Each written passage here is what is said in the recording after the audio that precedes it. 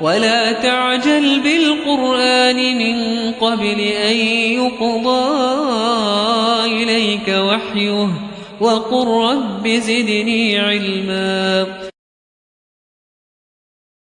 بسم الله الرحمن الرحيم. السلام عليكم ورحمة الله وبركاته.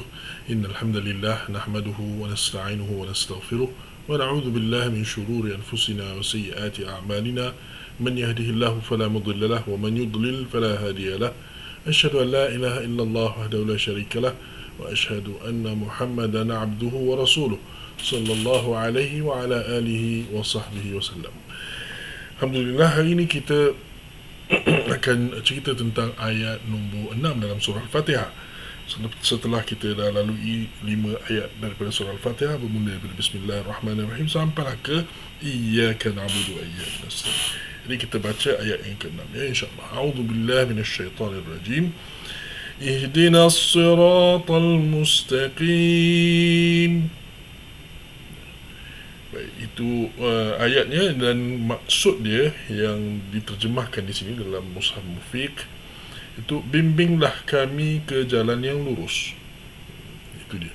Dan kalau kita lihat pula ke terjemahan perkata ya, dalam setiap perkataan itu ada dia punya ni, ada punya makna ya. Jadi ihdina, tunjukkan kami, as-sirat, akan jalan, al-mustaqim, yang lurus. Itu dia yang diterjemahkan dalam Mushaf Mufiq. Jadi kalau kita baca itu, kita dapatlah umumnya ayat, maksud ayat itu iaitu kita minta dengan Allah SWT dengan doa ini untuk ditunjukkan jalan yang lurus, jalan yang lurus. Ini selepas kita dapati ayat yang sebelum ini, yang mana tiba-tiba daripada pernyataan Allah SWT bahawa pujian baginya dan siapa sifat Allah SWT Rahman Rahim, dan juga dia adalah Maliki Yawmiddin, tiba-tiba ia menukar kepadamu lah sahaja kami sembah, dan kepadamu lah sahaja kami meminta pertolongan. Jadi di sini pertukaran, jadi tiba-tiba ayat itu menjadi doa kita atau pernyataan kita tentang Allah SWT, dan kita mengucapkan ia terus kepada Allah SWT, yang kita kata Iyyaka, kepadamu sahaja kami sembah, kepadamu sahaja kami minta pertolongan. Dan kita dah cerita bahawa sembah itu ada maknanya ibadat, dan satu lagi minta pertolongan, itu kita minta pertolongan mungkin dalam hal dunia dan mungkin dalam hal ibadat juga. Hal dunia, ibadat, dua-dua kita minta pertolongan. Bagaimana kita nak minta tu, dan apa cara yang terbaik nak minta tu? Ini dia ayat dia. Inilah cara terbaik dan doa yang paling merangkumi semua yang diperlukan oleh kita, baik di dunia, baik di akhirat. Inilah yang kita perlukan. Doa ni je, iaitu ihdinas siratal mustaqim, tunjuklah kami jalan yang lurus. Jalan yang lurus kita tahu ialah jalan yang Allah Subhanahu Wa Taala tunjukkan kepada nabi-nabinya, kemudiannya disampaikan kepada sahabat-sahabatnya, dan kemudiannya generasi umat itulah. Jadi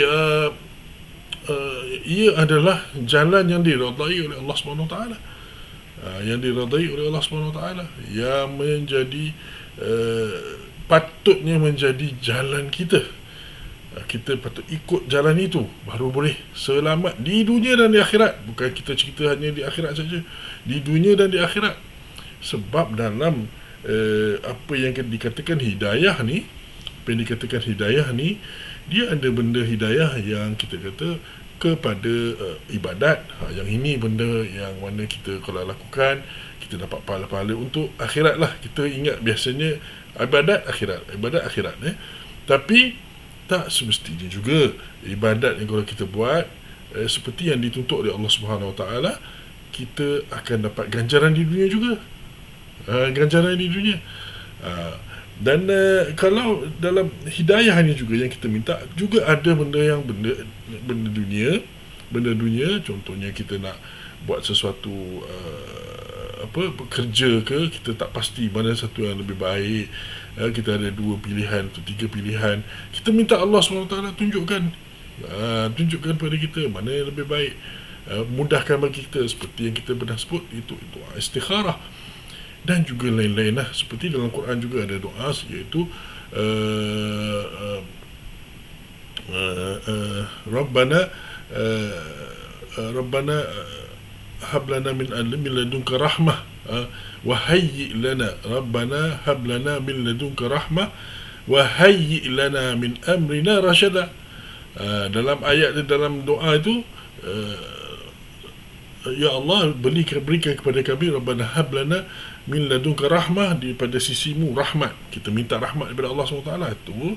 Kemudian ni kita kata wahayyi lana min amrina rasyada, dan sediakanlah bagi kami, urusan kami ini, petunjuk. Kita minta petunjuk dalam urusan-urusan kita seharian. Itu dalam Al-Quran itu doa tu. Jadi ihdinas siratal mustaqim ini doa yang paling merangkumi semua yang kita perlukan.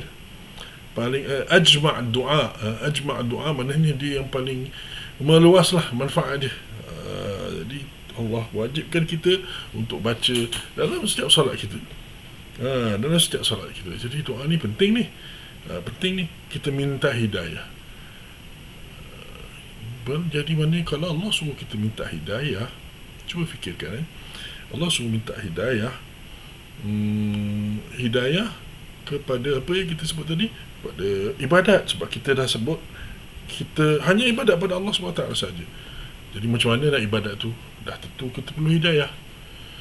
Tentang dunia pun, kita macam mana kita nak menguruskan pemerintahan, dalam satu pemerintahan, rakyat macam mana, apakah kewajipan dia kepada pemerintah apa kewajipan kepada rakyat. Kemudian dari segi pelaksanaan yang Allah, contohnya undang-undang Islam kena buat macam mana. Allah dah berikan semua hidayah ni dalam Al-Quran dan Sunnah Nabi SAW. Benda tu ada perinciannya. Jadi baik bab akhirat, bab dunia, ada semua. Jadi bila kita minta hidayah ni, cukuplah. Ni cukup ada. Kita nak yang ini, hidayah ni. Dan jangan kita rasa kita ni tak perlu pada hidayah. Minta doa ni, minta hidayah ni terus menjadikan kita rasa kita ni kecil lah, kita ni lemah sangat lah. Sebab apa?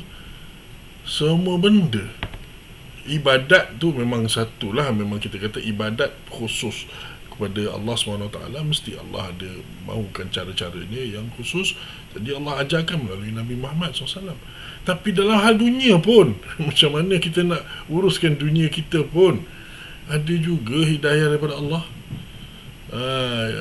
Macam mana kita nak kahwin contohnya, apa keperluan kahwin, adakah bagaimana ianya, kalau kita baca dan kita lihat kepada kelebihan perkahwinan, pernikahan itu dalam kehidupan manusia, kita dapati ada kelebihannya, ada maknanya manfaat dia kepada masyarakat.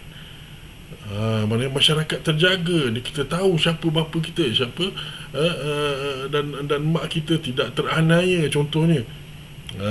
Tapi kalau di masyarakat yang tak ada perkahwinan, undang-undang agama ni tak ada hidayah tentang itu, apa jadi? Bapa pun tak kenal siapa, sebab mak tu tak tahu, bersama dengan 2-3 orang, kita pun tak tahu siapa nama bapa ni. Mungkin sekarang kita boleh katalah, sekarang kita boleh guna DNA cari untuk tentukan siapa adalah bapa yang sebenar. Tapi boleh bayangkanlah betapa murahnya jadi seorang wanita itu, sehingga kan dia boleh dikecapi, dirasai oleh siapa-siapa saja. Siapa-siapa saja. Dan bagaimana mereka nak masuk, nak berada dalam masyarakat? Adakah mereka dengan pakaian yang kecil, ketat-ketat dan semua menampakkan badannya, ataupun perlu mereka jaga supaya mereka ini dihormati? Itu dalam Islam ada hidayahnya. Allah hidayahkan, bagi tahu kamu kena dress up properly, kamu kena pakai pakaian yang elok. yang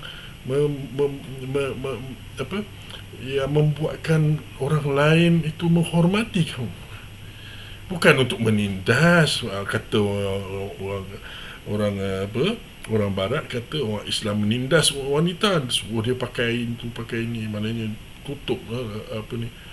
Tapi apa jadi bila mereka membiarkan wanita-wanita mereka tu membuka, mendedah dan apa semua. Itulah yang jadi pada masyarakat mereka sekarang. Masyarakat mereka sekarang sudah terlalu rosak. Kita pergilah ke sana, kita tengok apa perdebatan mereka tentang masyarakat mereka apa semua itu, kita dapati banyak kerosakan. Dan umat Islam yang ingatkan bahawa Barat itu adalah maju, ingatkan mereka itulah yang terbaik, duk ikut mereka, sedangkan kita ni diberikan hidayah oleh Allah cara yang sebenarnya, sepatutnya oleh pencipta kita.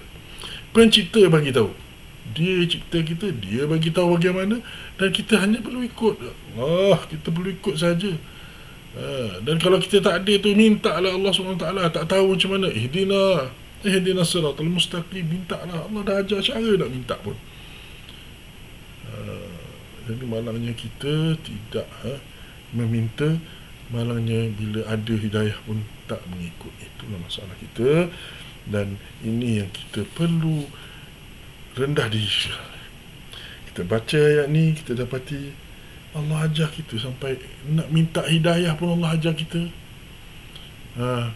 Allah macam tu sekali Allah beritahu, wahai makhluk-makhluk yang aku ciptai, yang Allah ciptai ni bagi tahu ni cara dia nak minta hidayah dengan aku. Ni cara dia, dan aku bagi. Walaupun kau tak minta, aku bagi dengan dalam apa? Al-Quran. Dan aku hantar orang untuk ajar sekali. Siapa dia? Nabi Muhammad SAW. Dan dia yang mengajar dan ikut contoh dia apa semua.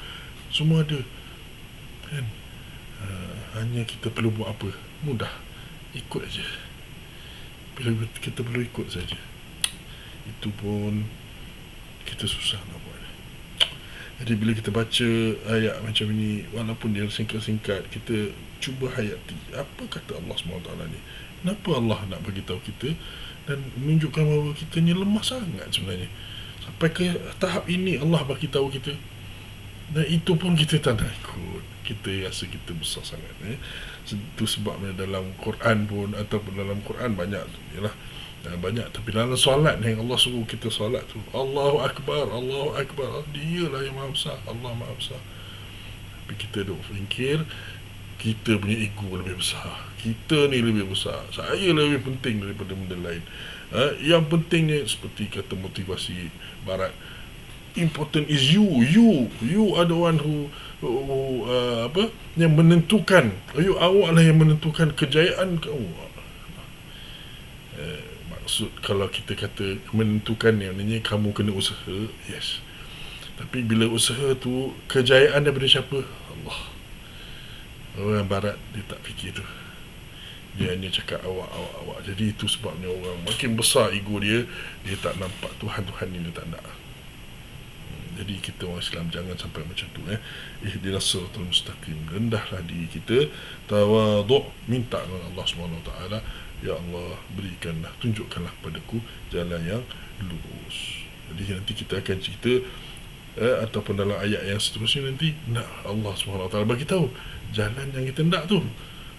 Siap bagi tahu apakah jalan yang kita mahu dan bukan jalan apa. Itu pun dia beritahu juga.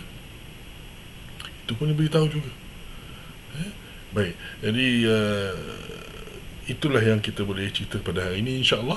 InsyaAllah kita pada esoknya kita akan ceritakan ayat yang terakhir, ayat yang terakhir, ayat nombor 7, dan insyaAllah selepas yang itu pula kita akan adakan satu sesi untuk secara umumnya kita akan senaraikan semula